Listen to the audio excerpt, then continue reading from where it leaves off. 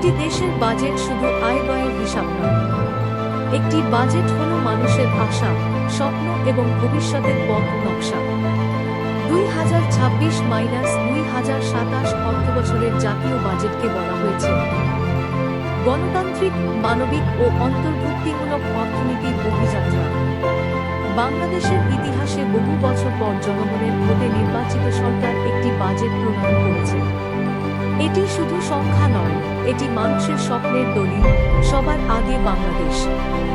বাংলাদেশের প্রধানমন্ত্রী তারেক রহমানের নেতৃত্বে বিএনপি সরকার প্রমাণ করেছে অর্থনীতি হতে পারে গণতান্ত্রিক, মানবিক ও অন্তর্ভুক্তিমূলক। শিক্ষা, স্বাস্থ্য, কৃষি, কর্মসংস্থান প্রতিটি খাতেই জনকল্যাণকে অগ্রাধিকার দেওয়া হয়েছে। চাল, ডাল, তেল, চিনি, লবণের দাম নিয়ন্ত্রণে এসেছে।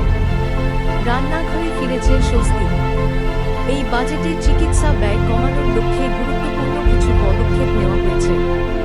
ক্যান্সারের ওষুধ তৈরির কাঁচামাল, চিকিৎসা সরঞ্জাম, চোখের লেন্স সহ বিভিন্ন প্রয়োজনীয় পণ্যে কর সুবিধা দেওয়া হয়েছে। হার্টের চিকিৎসায় ব্যবহৃত ঋণের ভ্যাট কমানো হয়েছে। কারণ একটি পরিবারের জন্য একজন অসুস্থ মানুষ শুধু রোগী নন, তিনি একটি পুরো পরিবারের আশা। এই বাজেটে প্রযুক্তি ও সৃজনশীল অর্থনীতিকে গুরুত্ব দেওয়া হয়েছে। ফ্রিল্যান্সিং, আউটসোর্সিং, কন্টেন্ট ক্রিয়েশন এবং অনলাইন ব্যবসায় সহায়তার উদ্যোগ নেওয়া হয়েছে। স্টার্টআপ ফান্ডে 500 কোটি টাকা বরাদ্দের প্রস্তাব নতুন উদ্যোক্তাদের জন্য নতুন সম্ভাবনা তৈরি করবে। একটি দেশের উন্নয়ন তখনই পূর্ণতা পায় যখন নারী ও পিছিয়ে থাকা মানুষ উন্নয়নের অংশীদার হন। 41 লক্ষ নারীকে ফ্যামিলি কার্ড দেওয়ার উদ্যোগ নেওয়া হয়েছে। প্রতিবন্ধী ভাতা সম্প্রসারণ এবং সামাজিক নিরাপত্তা কর্মসূচি আরও শক্তিশালী করার পরিকল্পনা নেওয়া হয়েছে। গ্রামীণ কর্মসংস্থান তৈরিতেও গুরুত্ব দেওয়া হয়েছে। মেয়েদের জন্য বিনামূল্যে স্নাতক পর্যন্ত শিক্ষা।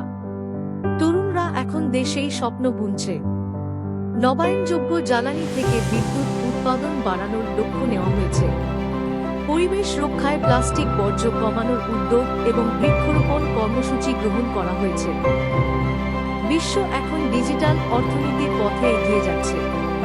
Cashless digital economy, digital public infrastructure এবং one citizen, one ad, one ওয়ার্ল্ডের মতো উদ্যোগ দেশের অর্থনীতিকে আরও আধুনিক করার লক্ষ্য রাখে। প্রযুক্তি হবে নতুন প্রজন্মের সম্ভাবনার দরজা। কালো টাকা সাদা করার সুযোগ নেই। পাচারকৃত অর্থ ফেরত আনা হচ্ছে।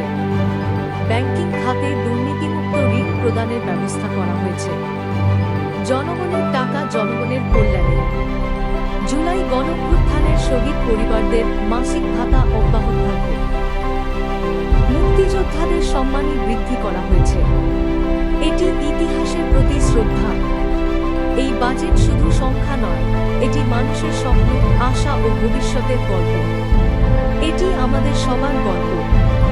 বিএনপির জনবান্ধব বাজেট 2026-2027, এটাই নতুন বাংলাদেশের প্রত্যাশা। সবার আগে বাংলাদেশ।